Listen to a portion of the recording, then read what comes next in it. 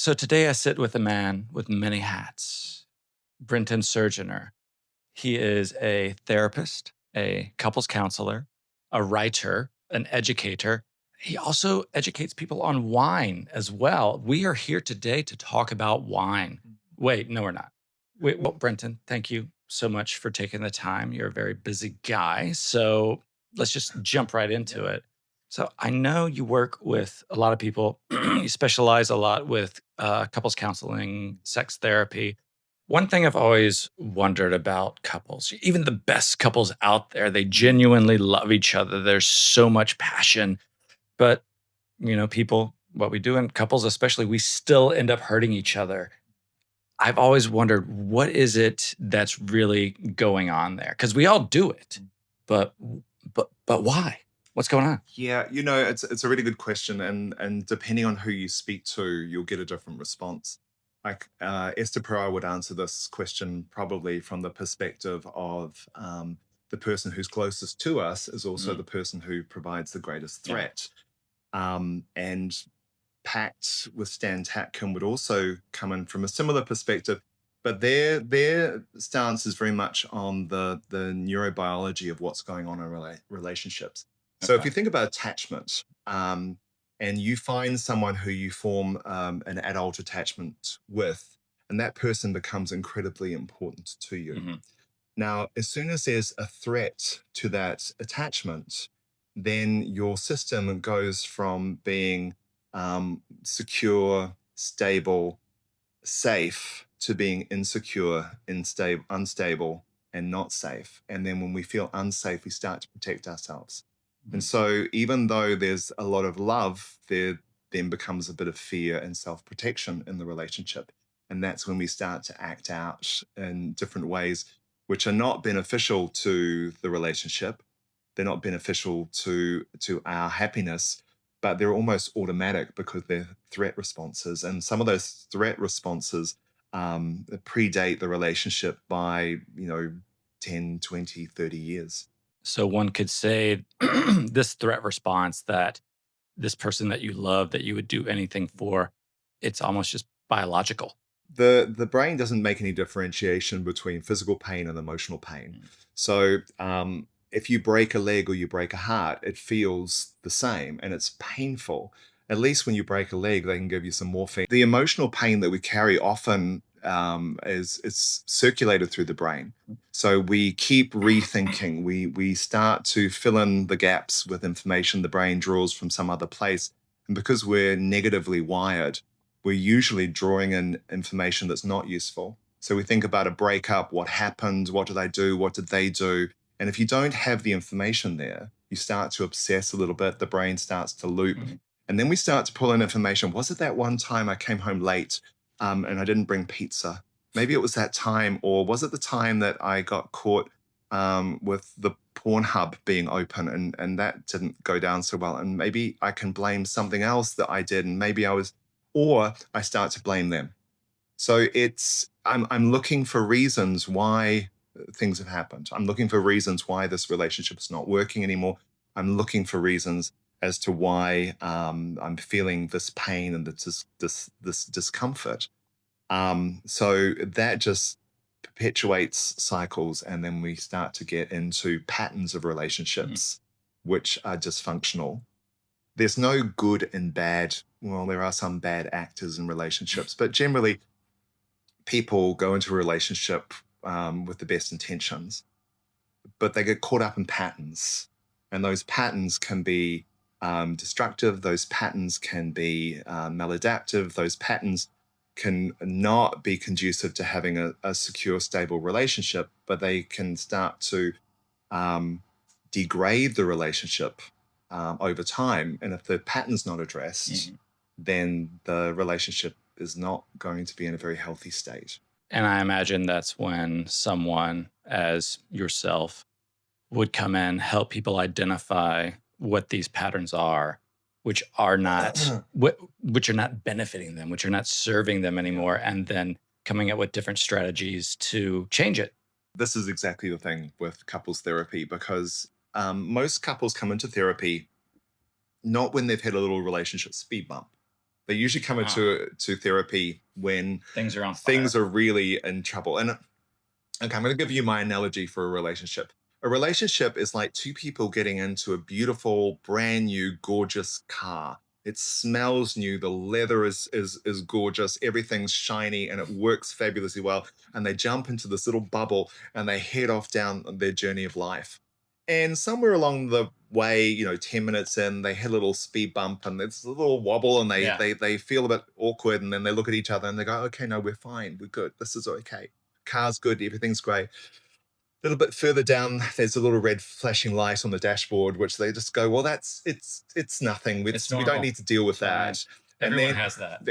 everyone has one of those, and that's great. And then there's another one, and there's just some flashing red lights, and then a wheel comes off the back of the car, but it's fine. You can still go forward. You're Because still moving. we have a spare as We have a well. spare, Yeah. but we haven't actually got out and changed it. Mhm. We're just going to go on with three wheels. And eventually you find yourself sitting on the side of the road, covered in bumps and bruises, maybe some blood, the car wrapped around a tree, and you think, how the hell did we get here? Now we're going to go and find someone to help us fix the car. Are you the insurance? I'm the insurance guy who comes in and says, we can save you. We can fix the car. We can do this. But it's now going to take a lot more time and effort and investment from you to get you back up and running. And it's possible. I mean, couples generally wait till the car has come off the road and it's really a big disaster. And I really wish they'd come in, Sooner. when they fit a little speed bump, to learn some more tools to have an effective relationship, to find different strategies to work in a relationship, because most of us are using our family of origin template for a relationship. Now, if you had the best family of origin ever, this is, a generation later. So that's maybe not applicable to you. Or if you're a same-sex couple or you're a mixed race couple, the template that you're getting from your family of origin is just not fit for purpose. But do we find new templates? Do we have new ways of working? So if you come into therapy early on, it's going to take a few sessions. It's not a big deal. Let's look at the communication patterns. Let's look at the patterns you guys get drawn into, and let's try and fix those. And you've got some tools. That's great. Okay, you guys go off on your journey and come back if you get another rattle or a flashing light, and we can sort that out. But when couples come in at the end, and it's very much that kind of fix us, help us. We don't know what else to do. We've tried everything and now we're stuck. That's a much harder place to work from. It's not impossible, but it does take more intensive therapy. And most people don't want to hear, yeah, I think if we work on this consistently over the next 12 months, I think we're going to make some decent progress. That's difficult to hear. Yeah, so I think going back to the car analogy, it's better to make sure that you wash the car every week, wash the car every month, give it a good wax, make sure it gets all checked up, get the oil changed regularly, good maintenance. No matter how, great the car is, Still needs to be serviced. Yeah, and there's always going to be a problem somewhere. There's always going to be a problem. I mean, we're looking at dynamic, interactive relationships, which change, and they change moment to moment, day to day, year to year. And so we need to be updated. It's almost, yeah, you're right. The relationship needs to be serviced on a regular basis to maintain the health of it. And we have personal trainers, we have nutritionists, we have all sorts of other people in our lives to help us deal with our health and well-being. But for some reason, couples therapy or relationship therapy is an area where people feel like they can just do it themselves, and which maybe they can. I'm sure some can. I'm sure most can, but when you start to feel that things are not where they should be, then reach out for help. Because then we know that people who have healthy, happy relationships are healthy and happy generally. Yeah. So have a healthy, happy relationship, and that's one less thing to worry about. So all your energy can go into something else. You've seen many couples over your career. What would you say is the biggest misconception of a quote unquote happy couple? The couples don't fight. I think that's the biggest thing. All human beings, we have disagreements with other human beings. And when we're in close proximity with another human being, there's going to be some tension. And whether that tension is manifest as a screaming, shouting fight, um, we still have tension. Sometimes people have quiet tension, but we have disagreements, and that is normal. Yeah. So to have that as part of your relationship is normal. What's important is the repair element to that. So we know that couples who repair faster recover better. So if you have a fight, a disagreement, whatever it is with your partner, if you leave it for a long period of time, then we tend to stew on that. We get a bit obsessive. Our thoughts start to go, well, that doesn't seem fair. That's not being fair. They keep doing that thing over and over again. We're filling in the gaps with information drawn from somewhere else, which is probably not helpful. Yeah. And then we end up getting more upset. And then by the time we actually address the problem with our partner, we've probably made up all sorts of interesting stories in our heads. So the narrative's changed. And then maybe there is some repair, but there's also some damage which has happened in that gap. So repair quickly, effectively, and fully. I would imagine a repaired argument looks different for different people, different couples. So say, you and I are, having an argument, something like that. What would repair look like? What would I have to understand about you? What would you have to understand about me to call that repaired and not just a Band-Aid or not, it's repaired for me, but you're still angry? What I would say is if you have reoccurring arguments and then we're bringing in things that happened 5 years ago. There was that time 3 years ago where you packed the dishwasher and it broke 3 of my favorite glasses. Do you remember that time? And I told you at the time, don't pack it that way. I didn't like the glasses. I didn't, well, obviously, but that keeps coming back. That was never repaired. Yeah. That situation has not been repaired, because if I keep bringing it back into the conversation, it's because I'm still holding on to that. Repair is letting go of whatever it is you're holding on to.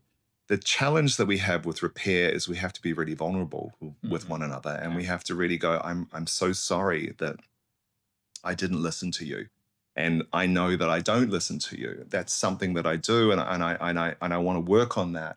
And I want to buy you some new glasses, and I want to fix that, and I want to prove to you that I'm a better partner because I'm going to listen to you when you say things in the future, because I know that's important to you. And then the partner's like, yeah, okay, you get why I'm angry with you. I'm not angry about the glasses. I don't care about the glasses. But I didn't feel heard in that moment. You weren't listening to me. That's what matters to me. Okay, great. Fantastic. Repaired, moved on. But if I go, they were just cheap glasses from IKEA. I don't know what the problem is. Why is that such an issue? Why do you keep bringing back that one time at band camp when something happened? And why is that such a... And then it starts to escalate. And then we don't repair anything. And then maybe someone says, well, I'm sorry. I'm really sorry. Are you really sorry? I'm not hearing that in your voice. I'm not seeing that. Yeah. Are you being vulnerable? Are you being defensive? So repair is, as you said before, it's very specific. Every couple repair differently. Every relationship's like a fingerprint. It's unique. And you have to have your own unique tools to work with your relationship. That's not to say there are not some useful generic tools which we can't start with and then adapt to be fit for purpose for your relationship. There's some really basic patterns. We have the pursuer-withdrawer pattern. Yeah. It's when one person needs the answer, one person needs to know, one person is really in that fight mode. They really they want to know what their partner's thinking, doing. They want to know what happened there. And then we have the withdrawer who's in the flight mode. So that person is overwhelmed by what's going on, and they're really struggling to cope with what's going on. Yeah, you need to take a bit to think about what's going on before there's a response. And you've got someone going, no, tell me why we're in this fight again. Tell me what's going on. And the other person's going, I can't cope. And then the person who is feeling like they want answers are looking at their partner going, why are you shutting down? What's wrong with you? Why are you zoning out? Why are you not here with me? And then the person who's being overwhelmed is going, Why are you attacking me? What am I doing? I'm not doing anything. I don't understand. It escalates, escalates, escalates. It's the pattern. Mhm. If you can take a breath, step back from the pattern and go, oh, I'm doing that thing where I keep bombarding you with questions and that's not helping you. Oh, I'm doing that thing where I'm withdrawing and shutting down and that's making you more frustrated. Oh, okay. So what do we do? Do Yeah. we take a time out? Do I have to take a breath? Do we have to go, okay, we're in that pattern. We know what to do. We need to. We talked to Brenton. Brenton said, okay, take a breath. Let's practice the calming of the nervous system. Let's practice how we get back to a zone of tolerance where we can actually solve the issue that's in front of us rather than trying to solve each other. Often couples come into therapy hoping that you're going to fix their partner. Yeah. And that is a real challenge because it comes back to it's relationships are co-created. Mhm. So the dynamic, the pattern within the relationship is coming from both partners. It's not one person needs to fix what they're doing, so then the relationship is going to be perfect. Yeah. And when that happens, and I see it, and this is it's difficult because often the person who thinks that they're not doing anything wrong doesn't want to suddenly be Yeah. confronted with something that maybe they're shutting down and withdrawing is not great. Yeah, and they're probably coming into therapy thinking they don't need to change anything. They just need to shed light on what's going on and have the therapist to say, "Yes, you are right. This person is doing that. Yeah, I'd come to therapy too if I were you. We need to change them." Oh yes, yes. That's the difficult part about couples therapy is sometimes those early sessions are really intense and difficult. And people come out of them feeling like they've gone through some kind of an emotional, they've been beaten up emotionally. And that's okay and that has to happen. That uh, a lot of couples will come in for a couple of sessions. They'll feel like, oh my God, this is too hard. This is Mhm. that you're not getting me because they're the problem. I'm not the problem. I go to therapy. I work on myself. And my therapist says that I'm okay and this is normal and I'm Yeah. okay. So therefore, it must be you. And then they come to couples therapy and you're trying to identify what they're both doing to contribute to this pattern to what's going on in the relationship.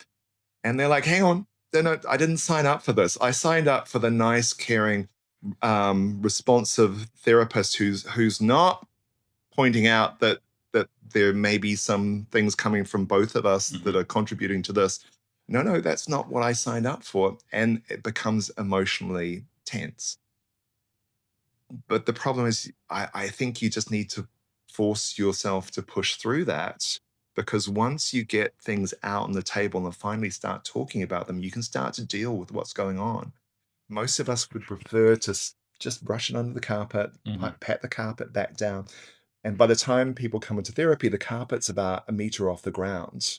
And what you're doing is you're just peeling back a little bit of it, Yeah. just a little bit at a time, and then putting it back down and go, I don't think we'll work on that one just yet. And then you peel up another little bit and think, okay, we can deal with this. Yeah. And then you expose it. But eventually, everything under the carpet needs to come out because that's why they're there. They're there to address sometimes decades of unresolved Mhm. ruptures in the relationship. Um, Yeah, and that's the car coming off the road. yeah, Yeah. absolutely. And I make an analogy to you know those beautiful Japanese bowls which break and then they put gold in them and they fix them. Oh, yeah. Uh, Yeah. I have no idea what they're called, but yes, I know what you I mean. do know what they're called and I can't remember the name, but a relationship can come in pieces and it can go through the process of repair and it can go out more beautiful than it did to start with. And that's what I really ultimately want couples to understand is that, yes, your car has come off the road and it's a mess and you're both a mess and this is a mess. And as a therapist, I'm like, okay, my job is to help you navigate your way through this. But just like the art of bowl repair in Japan, a broken bowl can end up being stronger and more beautiful than it was before. And relationships often that go through crisis come out the other end stronger and better. than they did when they started. Because when they got into that therapy, or when the car came off the road for whatever reason, there was so much crap in the trunk that it all had to be dealt with. And sometimes things like infidelity which is a huge betrayal in a relationship, um, can allow all sorts of old wounds, baggage, betrayals also be dealt with, because this big thing has happened and we have to deal with this big thing. And now this thing that we've been not dealing with for years, which may have contributed to the big thing, we might need to deal with that as well. It doesn't seem so big now. That seems like it's something we should talk about, we should work on. So couples therapy it's challenging, it's confronting, it's incredibly rewarding, and it's valuable. If you want to have a healthy and happy relationship, you need to invest time and energy into your relationship. And that is only really going to happen with some guidance. Are there couples that you see through your practice or even life where you would say, you know what, this relationship, you guys have given it a good go, and I think it's time to move on? I think when couples come into therapy, sometimes they're coming in to decouple. And when that happens, that's fine if they're really honest about that. And then the process is to decouple with compassion, kindness, and respect for the relationship that they've had. And that's a different process. No. Sometimes couples come in, really wanting to work on the relationship, but as they begin to work on the relationship, they realize that maybe the ruptures are too deep, repairs not really possible, or maybe the relationship's run its course. Are there any specific signs that one could point to? No, I would say It's different for everyone. Every single relationship is unique. It's like every single person is unique. So as a therapist, when you're working with individuals, you have to meet that individual as they are, who they are, where they're coming from, what their reality is, what their perception is. You need to be in their world. That's it. Same with couples, but they have a co-created world. So Stan Tatkin talks about couples being a two-person psychological system. It's a system. And when they come into the session, the system is present. Sometimes the system has broken down to the point where it's no longer a system. We're no longer an us or a we. We are now two individuals who have gone beyond the point of repair. And we follow certain patterns, and we just keep on repeating and repeating and repeating. Yeah. And then it's like, okay, so sometimes in those situations, then yes, a compassionate decoupling is the best for everybody. And there's no reason that partners who separate can't be friends. Sure. It's not impossible. It happens. And, wouldn't that be great to be able to be still on positive terms with someone you spent 10, 15 years with? That would be great, especially if there's kids involved. Especially if there's kids It's involved. important. Yeah. Because one of the difficult things when kids are involved is when it's an acrimonious separation or divorce, and there's a lot of pain and discomfort left there. You can protect your kids as much as possible, but it's always going to be there a little bit in the background. Yeah. And then how do you make co-parenting decisions when you're not speaking to each other, or you don't respect each other, or there's no compassion for each other? Then those co-parenting decisions are going to be incredibly difficult to make.